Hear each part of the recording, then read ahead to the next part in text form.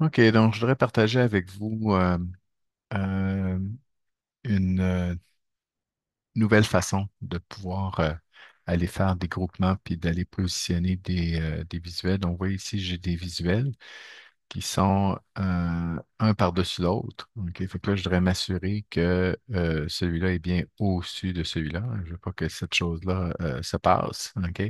Puis éventuellement, je voudrais les grouper. Donc, il y a un nouveau volet pour ça, ça s'appelle le volet sélection, dans lequel on a nos trucs. OK? Donc, si par exemple, ça c'est prix période. OK? Donc, si je prends cette carte-là puis que je la mets en dessous, ben, elle est en dessous. Puis si je la glisse puis je la mets, elle est rendue dessus. Donc, ça, c'est pour contrôler l'ordre d'affichage. J'ai fait ça avant là, de partir de la vidéo, de bien donner des prix pour que ça soit clair. OK? Qu'est-ce qui est quoi? Qu'est-ce qui vient avant quoi? OK, parce que sinon, si nos titres sont pas bien mis, on risque de se mélanger. Donc là, j'ai mis mes trucs clairement. Donc, j'ai la carte prix maintenant. Après ça, j'ai pris le prix période, carte prix période, carte prix maintenant. Et pour grouper, OK, donc il y a une façon qui marche pas très bien avec la version que j'ai présentement. Je pense que c'est la version de septembre 2025 que j'ai. Donc, si je prends ça et que je on sélectionne, contrôle pour sélectionner, là, vous voyez, c'est c'est pas évident là, parce que si on fait ça, puis je fais contrôle et je sélectionne, il est sélectionné, mais il faut que j'enlève ma souris pour voir OK, la petite ligne verte. Et là, on a la possibilité de grouper. OK? Mais dans mon cas, le problème, c'est quand je groupe, la bordure apparaît. Moi, c'est un bug, là. OK?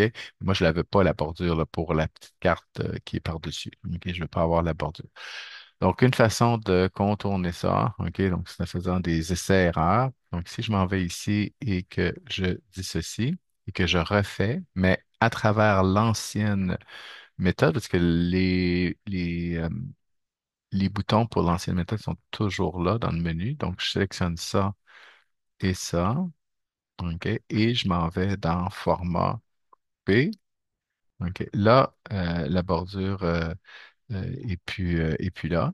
Et puis, si je fais maintenant la même chose avec celui-là et celui-là, et que je m'en vais ici dans format et que je fais couper, OK, là, mes choses sont mises et OK, je suis capable de les prendre et de les déplacer ensemble. OK, donc lorsqu'on fait des visuels avec des mises en forme un peu sophistiquées, ça, c'est le truc pour le faire. Bon, on pourrait aussi renommer nos groupes. OK, si on voulait, là, je vais les laisser comme ça, mais pour renommer, on fait juste double-cliquer puis on va changer le nom.